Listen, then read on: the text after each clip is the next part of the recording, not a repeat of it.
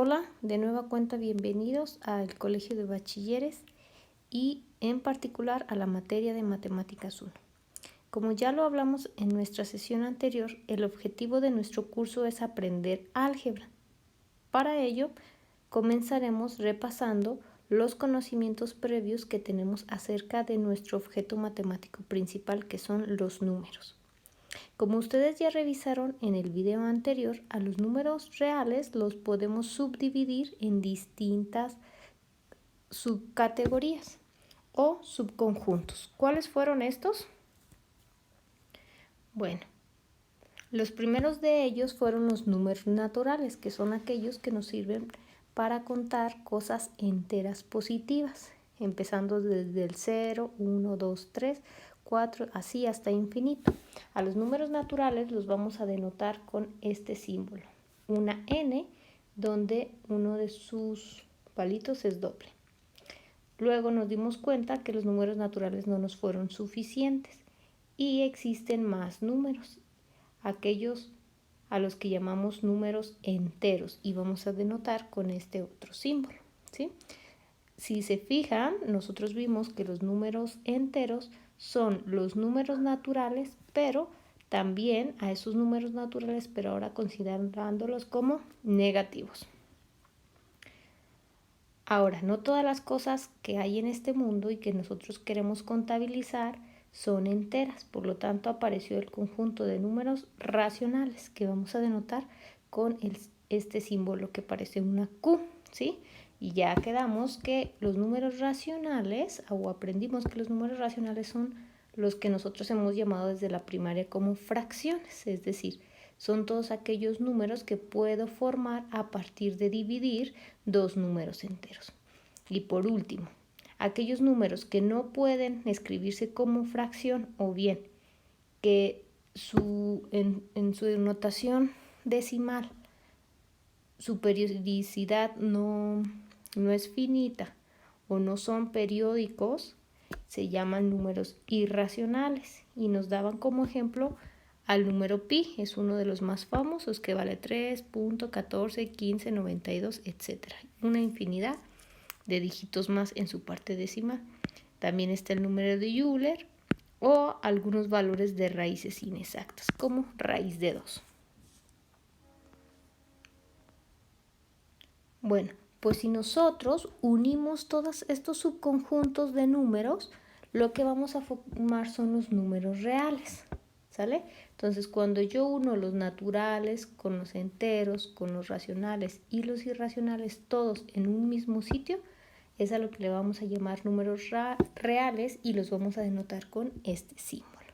Ahora, imaginemos que los números reales los vamos a ordenar, ¿sí? Donde a la mitad vamos a colocar al 0 y los vamos a ordenar de forma creciente. Entonces, hacia la derecha me van a quedar todos los números positivos y hacia la izquierda todos los números negativos. Entonces, como los números reales son infinitos, al ordenarlos de esta forma, lo que vamos a obtener es una recta, ¿sí? Son continuos y densos, es decir, cada vez que yo tome dos números, en medio de ellos hay otro, y ahora en medio de esos dos existe otro, y así, de tal forma que no tengo huecos.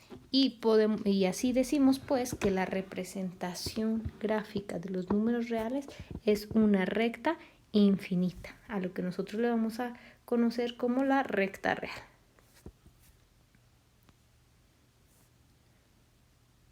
Bueno, pues los números reales son tan importantes que de ellos obtenemos ciertas propiedades. Estas propiedades se van a desprender de la cerradura de dos operaciones fundamentales que podemos realizar entre números, que son la suma y la multiplicación. Bueno, que los números reales sean un conjunto cerrado para la suma y la multiplicación significa que la suma o multiplicación de números reales siempre nos da como resultado otro número real, ¿sí? Entonces, de este hecho tan importante se desprenden las siguientes propiedades. La primera propiedad, como ya dijimos, se llama cerradura. Quiere decir que si yo sumo dos números, lo que voy a obtener es otro número real. Y pasa lo mismo para la multiplicación. Entonces, nuestra primera propiedad es la cerradura. Entonces, de forma general, la cerradura se denota como A más B o A por B. ¿Por qué? Pues porque quiere decir que si yo sumo dos números, 5 más 3, yo obtengo otro número, 8. O bien, si yo los multiplico, 5 por 3, yo obtengo otro número, 15. ¿Sale? Entonces, para representar que lo que obtenemos es un número, se utiliza este símbolo. Nuestra siguiente propiedad se llama conmutatividad. La conmutatividad me dice que es para la suma, que es lo mismo sumar A más B que B más A. Es decir, yo tengo 3 más 8, es lo mismo que 8 más 3. Y esta también pasa en la multiplicación. Es lo mismo multiplicar A por B que B por A. Entonces, yo obtengo lo mismo si a 2 lo multiplico por 5 o a 5 lo multiplico por 2. Nuestra tercera propiedad es la asociatividad. ¿Qué me dice la asociatividad en la suma? Bueno, que es lo mismo que a 2 yo le sume 5 más 3, a que yo sume 2 con 5 y a lo que obtenga le sume 3. Y también pasa para la multiplicación. 3 por 8 por 2 es lo mismo que 3 por 8 y a lo que obtengo lo multiplique por 2. Nuestra siguiente propiedad se llama elemento neutro. La suma tiene un elemento neutro. ¿Quién es ese elemento neutro?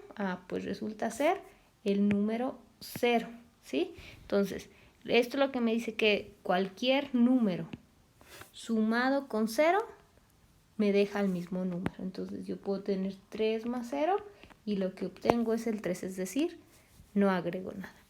Y en la multiplicación, mi elemento neutro es el número 1, ¿sí? Otra vez, quiere decir que cualquier número que yo multiplique por 1,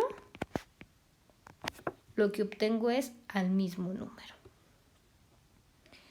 Nuestra quinta propiedad es la existencia de inversos. Lo que me dice para la suma es que todo número, para cualquier número que yo tome, va a existir otro de tal forma que cuando yo lo sume, estos me den al elemento neutro 0. Por ejemplo, al 5 existe el menos 5, de tal manera que 5 más menos 5 me da 0. Y en la multiplicación, el elemento inverso existe para cualquier número distinto de 0. Entonces, por ejemplo, si yo tengo 9, existe un noveno, tal que 9 por un noveno me da al elemento neutro multiplicativo que es el 1. Y por último, al combinar las operaciones suma y multiplicación se obtiene una propiedad que se llama distributiva, ¿sale? Lo que me dice es que es lo mismo que a 2 lo multiplique por la suma de 7 más 3, a que yo multiplique 2 por 7